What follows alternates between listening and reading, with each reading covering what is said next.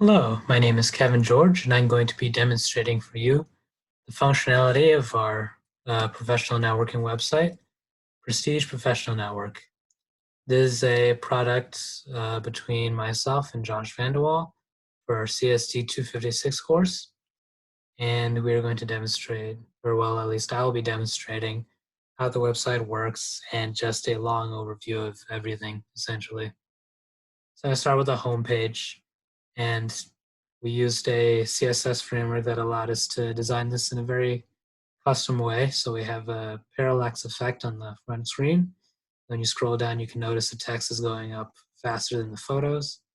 And then we have a little bit of motivational text, more parallax pieces, etc., etc. And at the bottom, you have the option to register. However, I'm not going to click on this one because on our menu at the top, we have the option to sign in and register here.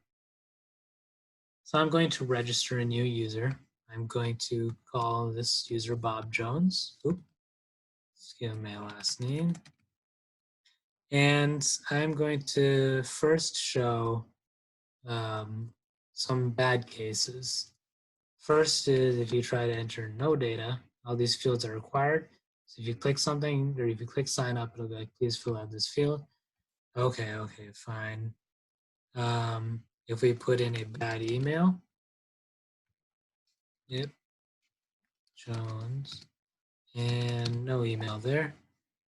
And then give them a short password. And we click sign up. It'll be like, oh, we need to have an email address. We also have the same issue if you try to give Bob at gmail.com. If you try to do a shorter than normal password and you try to sign up, still get unallowed to sign up. It'll keep you on this page. If you do sign up successfully, it'll take you to the sign-in page, but it'll tell you if you have any error that you don't have a good email or your password needs to be at least 4 characters. Okay then, so I'm also going to show that you can register a currently existing user. So if I do my own profile and I try to sign up, it keeps me here because I can't register a user that already exists in the database. So fine, we're going to stick with Bob Jones as we have created before. So Bob Jones, and just to make sure his password is root in all lowercase, just for a further demonstration, our sign-in page, and I click sign up. And we know this works because it takes us to our sign-in page. So on our sign-in page, if we have any empty fields and we try to hit sign in, it says please fill out the field. Okay, fine. If we put any bad data on there, we try to hit sign in, doesn't work, keeps us out of the website. If we try to use well, we've set up our password fields to be case sensitive. So if I do bob@gmail.com and let's say I give him capital ROOT, try to sign him in, doesn't work. So now let's do that again. But this time with the standard lowercase root, and we sign in, and we can sign into the page. Here we see our feed page. This is what all users who sign in are presented with. And you can search for a company. You can see a short list of jobs at the front. So I'm going to show you how the job search works. If you try, you can search by 3 different parameters, company, title, or description. And if in any of those you don't put in any data, you will be told that no jobs match the search term. Please refine your result. If you try to do something vague, like say the letter A, and you do your job search, you can see it shows you results, but it also still gives you this message. This is a large search result. Please consider refining your search. So let's pick something a little bit more common. Since there's so few job posts here, I can post this and I can find 2 specific jobs. One for Greendale, or both for Greendale Community College. One is a Spanish teacher, one is an AC repairman. And for your jobs, you have the option, you see this information here, but you can also click on the link. And when you hover over it, it highlights. And you can see that information is also presented to you there. And then you have the option to apply now both there and here. If you click apply now, you apply successfully. If you click on the one inside of the post information, you apply now, great, you apply successfully. And this is how you can search for jobs on the page. I'm going to create Bob's profile. So if you're a new user and you're clicking on the profile button, you will be presented with this form because you haven't created your profile yet, and you will be until you create your profile. So as you can see, empty fields are all ignored. So, okay, let's put in my location, Phoenix, AZ. My birth date is, let's say my birth date is 2010, close enough, April 15th, 2010. And my phone number is 24444444.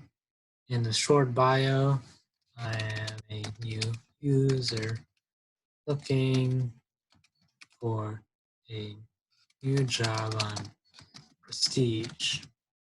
So one of the cool features of this website is that we use JavaScript for our cancel buttons on all of our form pages, but also for a text field here and for our date fields as well. So you can see that as a user types something, the character count will go up until they hit 256 characters. And on their birthday, as you saw earlier, if you click on a date field, it'll bring up the calendar for you. This is in JavaScript as well. So I'm going to click Create Profile. And now all of my information is put there. I want to edit something. Let's say I'm going to add professional network to it. And I submit the changes. And now those changes show up in my profile. All right, I'm going to add, edit, and delete job history experience.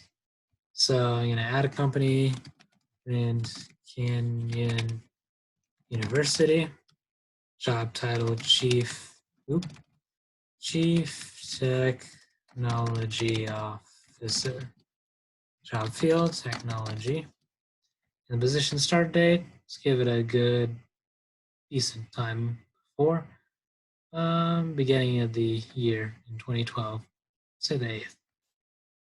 And then position end date, we'll say, the 5th of this month. And the user can submit those changes, and they can see that those changes are applied. If they want to, if they want to edit it, they have to view it first. They can see all this information, and then they can click on edit and be like, oh wait, I wasn't at Grand Canyon University, I was at Grand Canyon Education. So you submit those changes. These are now displayed for the user in their job history. If they want to remove it, they click on their move option, click OK, and now that's gone. I'm just going to add it in there again because we can use that for something else. No, the other one, because I don't know what a chief technology expert is.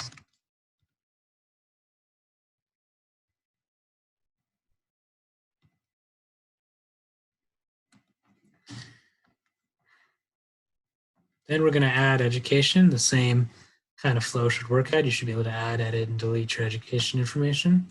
So I'm going to add Grand Canyon University, degree, computer science, start date, 2016, April. Let's do August 26, 2016. That sounds right. And then April, excuse me, 26, 2020. And we submit these changes. And this now shows up on their page. Say you want to edit it, you click on view, click on edit. Say, oh, well, I had a concentration in information assurance. I don't know if that's a degree actually offered here. However, you click on that or you submit the changes. And now this shows up on your page. And if you hit remove, it asks you the same question and you can delete it. I'm going to add a skill, let's say Java. And I can submit those changes, view it again, edit, and then let's say Java Spring. Submit changes. The changes are now applied. So now I'm going to show you about affinity groups. So when you're first presented with the affinity groups page, you're not on any groups or you don't own any groups and you're not a member to any groups. So it tells you you should join some. Here we can put in a term to discover affinity groups. However, on this page, we decided to just allow you to click discover, and you can find different groups. I'm going to join test group. So you can view information about it, say that looks good, maybe go back, and then you can join it. And now that page shows up on here where you have the option to view it, or you have the option to leave it. So let's click on discover again. Actually, you can also, obviously our field works. If you say, put in test and type discover, it'll bring you those two results. I'm gonna join another one. Okay, great. Now I'm going to create an affinity group where we'll call this new users for all the new people to Prestige. Oops. And we submit group, and we see that's there. We can view our group information. We can see different members. But as we are the only member here, we don't have the option of deleting ourselves. If I added another member, I could actually remove a user. So I'm going to sign out momentarily and show you that one. I'm going to sign in an admin account because I have this set up for a different user. I go to the affinity groups and I want to kick out another user. I can do that. So I can view profiles for different users and kick them out. So you have this. You can kick them out. I'm not going to do that right now, but suffice to say, and this is true for regular users as well. So our friend Bob here, if we sign in and we go to affinity groups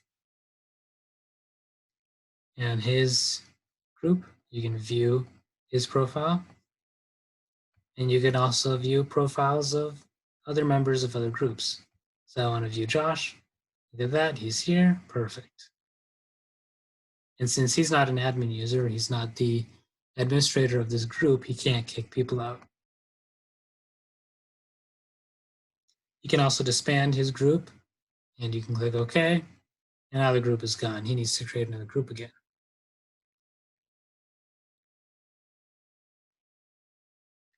So now we're going to go to our admin page again, sign back in as an admin user. And this experience is different because now we can view all the job posts, or excuse me, all the accounts, and then all the job posts. So first, looking at all of our accounts on here, we can see the information we want to see about an individual, their name, their role, and whether they're enabled or not. For safety's sake, you can't see your own account on here. You can only see other people. So you can't suspend your own account. You can't delete your own account from this table. So let's say this Ted Crisp guy, he's not enabled. Well, let's view his account first, and you can see his profile. He doesn't have any job history or education, and he has one skill in leadership, but his account is disabled. So if we click the toggle button, you can see his account is re-enabled. Toggle that again, and his account is disabled. If I wanted to delete a user, let's say this JJ here, I'm going to delete them. And if you click OK, that user is now gone. There's only one guy. And as such, we have all these features. So when we go to job post management, we have our table of all the jobs available.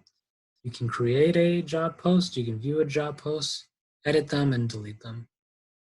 So let's create a job post. Let's say, where was a good place to work?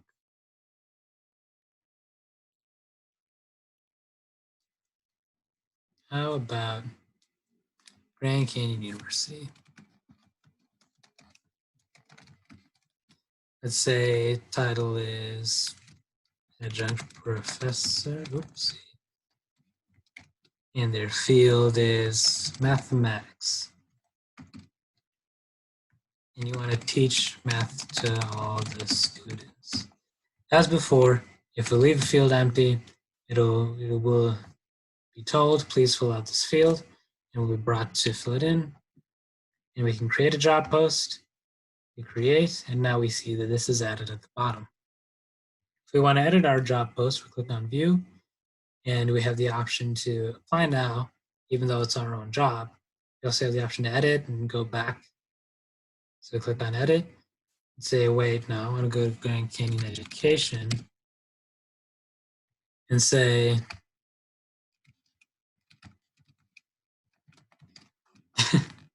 I don't know if they make adjunct professors or master programs. For whatever it's worth, you can edit your job post. And when we click Update, we see that this is done.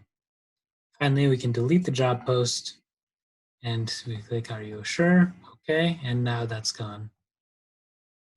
So now what I'm going to show you on our website is our REST APIs. Our first is for user profiles, and the second is for job posts. And I'm going to look at user profiles, and you need to REST and you search by an ID. And if there is this, if it exists in the database, we have this information presented to us. However, while it doesn't look good on here, it would look better in an application like Postman.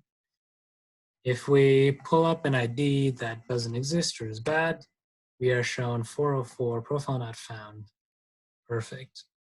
And now we can go to our job post REST. If we do just job post REST, we see all of the job posts available for us. If we pick an ID, a good ID, we have this job that comes up. If we pick a bad ID, 199, job post not found, we have this one. And that is our website.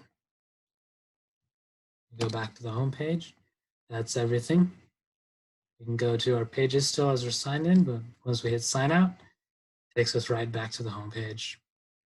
And this is our website. I just want to say thank you for watching and have a good day.